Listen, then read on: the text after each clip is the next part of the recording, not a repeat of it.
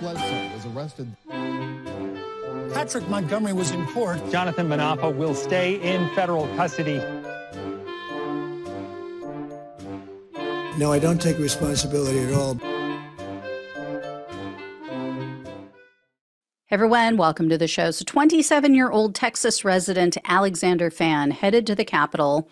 This was after he watched Donald Trump's speech. He admits that he saw fencing and barricades, but he followed the mob onto the Capitol grounds anyway. And then Fan also saw that the tarp around the inauguration scaffolding had been torn by Trump's mob. He ignored that as well. He continued on to the building, and he was seen entering the Capitol through a broken window leading into a Senate office. Fan was in that office for a while, and there were other people, obviously, other members of the mob in there, until a group of officers gained access to the room, and they forced everyone out. Evidently, the mob locked the doors, and they initially refused to open it when the police knocked, and they were trying to get in. So Fan and the others were escorted out of the building at that point. They eventually did unlock the doors, obviously, and they eventually left the Capitol grounds. And by that time, he had been there for several hours. The prosecutor noted that Fan voluntarily spoke with the FBI. He allowed them to search his phone even before he was charged. And they also said that Fan admitted to his crimes and he expressed remorse immediately.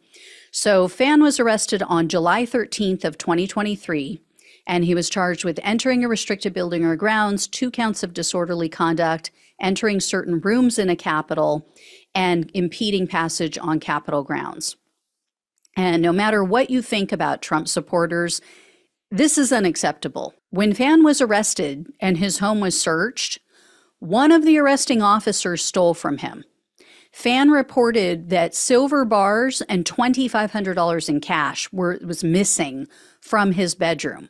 So he worked with the FBI, and evidently Agent Nicholas Williams has now been fired. He's been indicted for theft. And the agent wasn't just indicted for stealing from Fan. Apparently, he is accused of stealing from several residences over a long period of time, since March of 2022. He also is accused of lying about charges on his government-issued credit card. So that agent now faces up to 10 years in prison. As for Fan, he pleaded guilty in September of 2023 to entering certain rooms in the Capitol. So he was facing up to 6 months in prison, 5 years of probation, and $5,000 in fines. But the prosecutor requested 21 days in prison. They asked that it be served intermittently on the weekends. Also 3 years of probation, 60 hours of community service, and $500 in restitution. And in their sentencing memo, the government repeatedly noted how cooperative Fan was. They also said his family was very nice. They were very cooperative. They felt very bad and very guilty. They said that Fan's entire family showed a great deal of remorse, even after they found out that the agent stole from them. So U.S. District Judge Amit Mehta presided over Fan's case, and when all was said and done, Fan was sentenced to only 1 year of probation and $500 in restitution. I'm conflicted on this one. This is one of the few that genuinely seems remorseful, and he was victimized by an FBI agent, and he was still respectful. You know, the prosecutor also said that Fan was trying to help officers. He was helping them clean up broken glass at the Capitol after he entered the building.